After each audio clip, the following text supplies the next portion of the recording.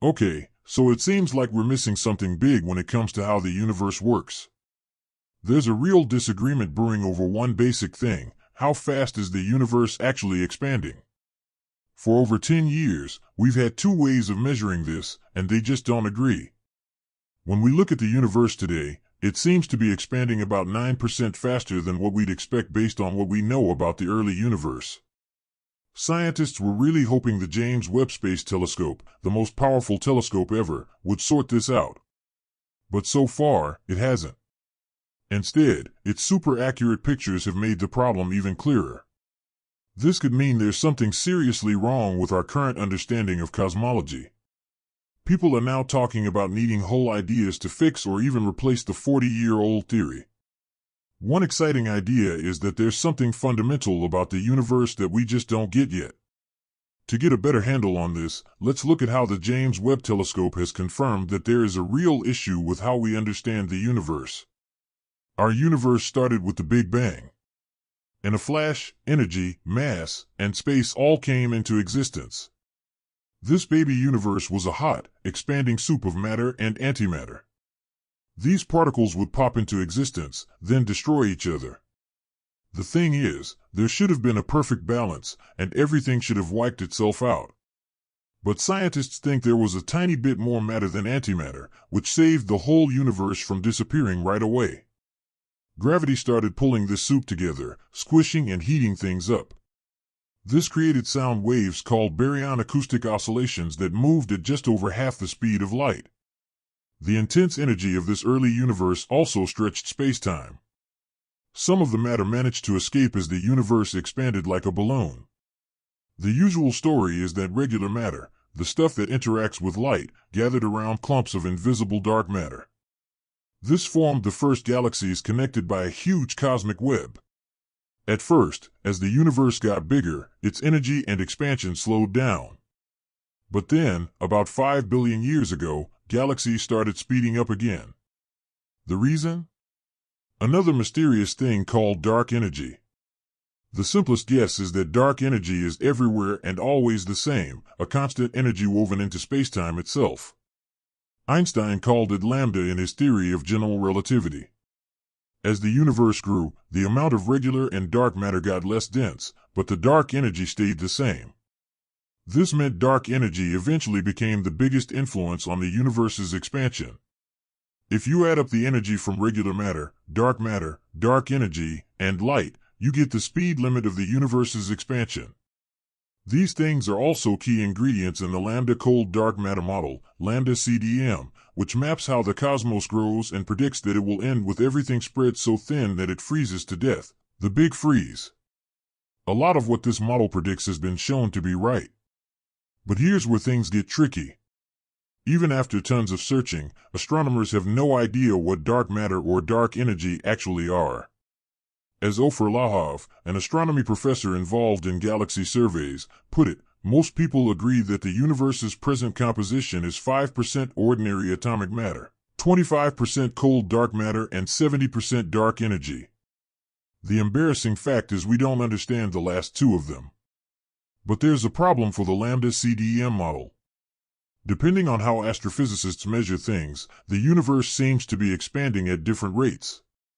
This is called the Hubble tension. When scientists look at the early universe, it seems to be expanding much faster than the lambda CDM model predicts. These methods have been checked and rechecked.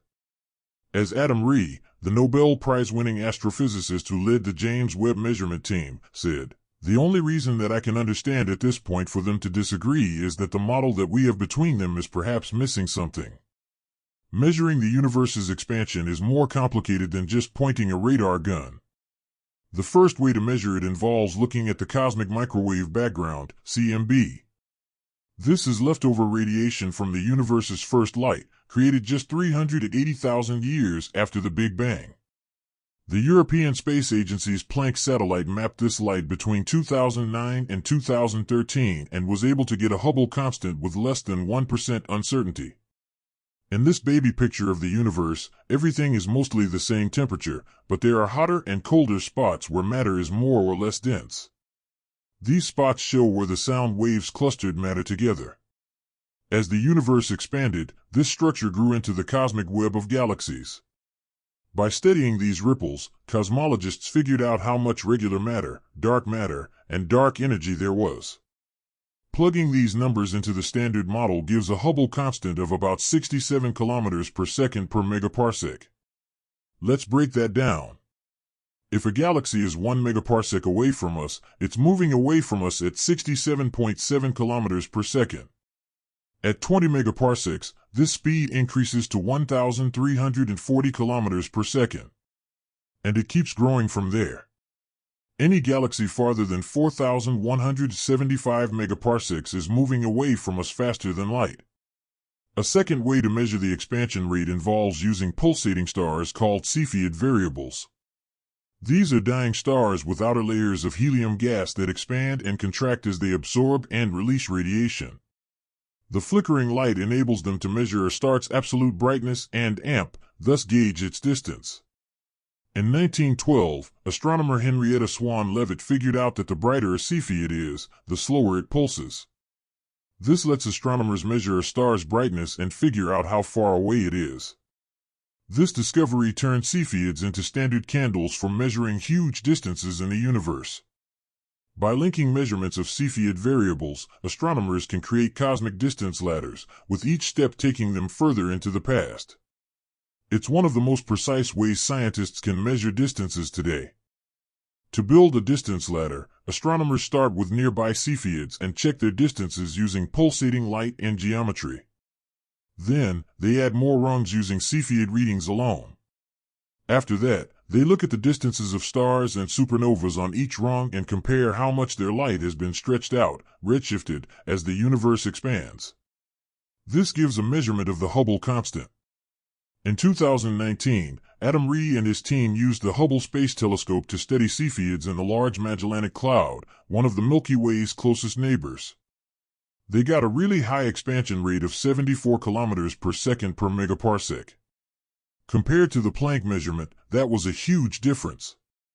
The Hubble telescope wasn't accurate enough for the crowded regions, causing some distant Cepheids to blur into neighboring stars.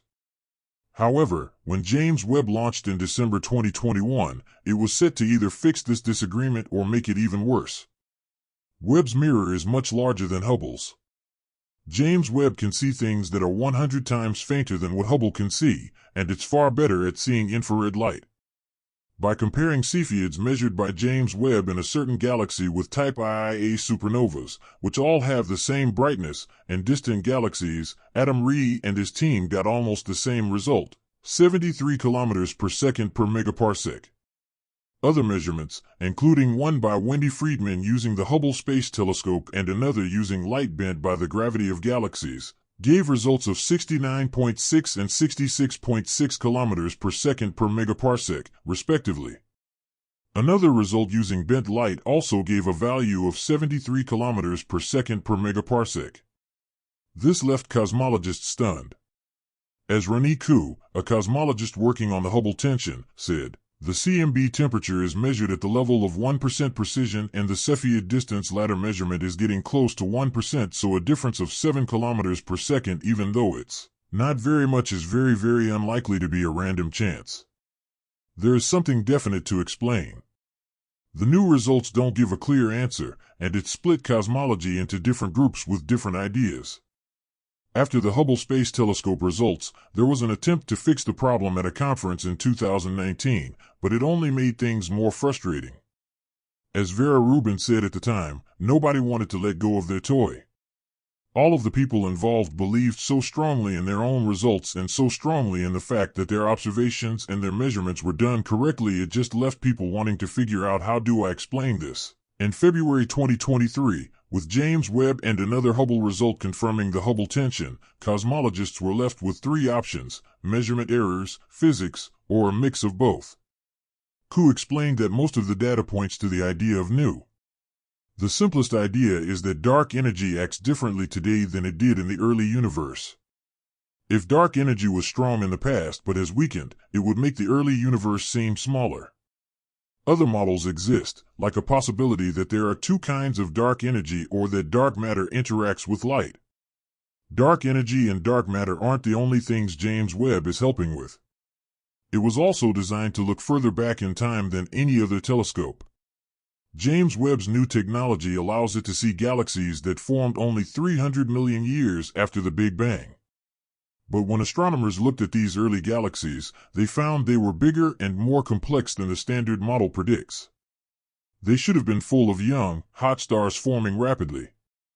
Instead, James Webb showed that many of them contained heavy elements and were actively building supermassive black holes.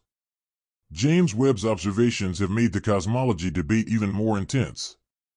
It's providing super-accurate data that confirms disagreements and is revealing details about early galaxies that we didn't expect. Fixing the Hubble tension and understanding these early galaxies might mean we need ideas or a big change to the standard model of cosmology. Finding these answers is one of the most interesting things happening in astrophysics right now. The James Webb Space Telescope has changed how we see early galaxies and has created ways to look into basic questions about the universe. Its infrared technology lets it look deeper into the universe than ever before and capture light from the first galaxies that formed only 300 million years after the Big Bang. Now these observations question the classic wisdom. These reveal that early galaxies had heavy elements and were actively building supermassive black holes. This hints that there were processes perhaps more rapid and efficient than previously thought. Findings have intensified the dark matter and dark energy questions. Solving these mysteries requires not only advanced capabilities but theoretical frameworks that can accommodate without abandoning the successes of the current model. Cosmologists are examining everything from modified gravity theories to exotic particles and interactions.